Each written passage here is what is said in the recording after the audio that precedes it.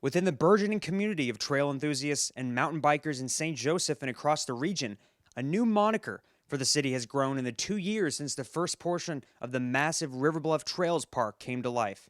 Known for so long as the birthplace of the Pony Express and late home for revered outlaw Jesse James, St. Flo Mo and what it represents is taking on a new life of its own. St. Joe Flo is more than just a catchy nickname. With nearly 20 miles of new dirt and gravel trails cutting through the scenic bluffs in northern St. Joseph, and with new trails being built by the day, it's a testament to the growing pride for one of St. Joseph's rapidly growing attractions and landscapes. They got them built really nice. I got nice stuff for the kids to do on their bikes. I mean, it's wild. I didn't know it was all up here. Every time I come up here, it's something better, it's something new. The latest extension to the $3.7 million trail system, courtesy of Nomad Trails Development, was completed in late February and features a new 1.3-mile all-weather emergency access mountain biking loop. The company was initially contracted to build around 9 miles of trail, but they've been efficient enough to stretch that to nearly 18 miles with some of the latest work completed this year. I've mentioned several times that that's, probably one of the most important projects that St. Joseph has done since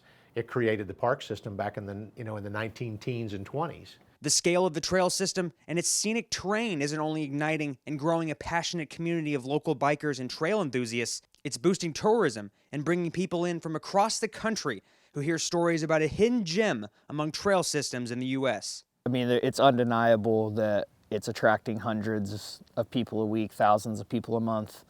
Locals are using it, and lots and lots of people from out of town. Schaffner, a St. Joseph resident, avid mountain biker, and owner and operator of Nomad Trails Development, isn't just constructing trail every day with his team of 8 expert trail builders, which includes his brothers Dylan and Josh.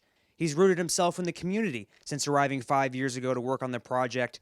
When Schaffner isn't mapping the terrain and building new mountain biking trails, he's riding or organizing weekend events that are bringing locals and dozens of tourists in from cities across the Midwest. The Kansas native has traveled the country for years, building artistic and ecologically sensitive trails on terrains in Nebraska, California, Wyoming, and Colorado.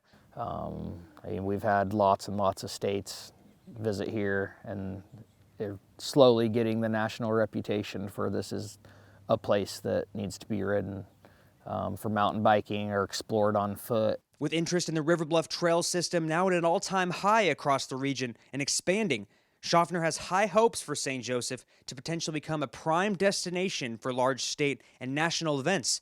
If we can get some stuff done in some other park areas around town, we could get a state NICA race in, which is high school and middle school mountain bike racing, and that brings 1,000+ kids and their families in for weekends of racing.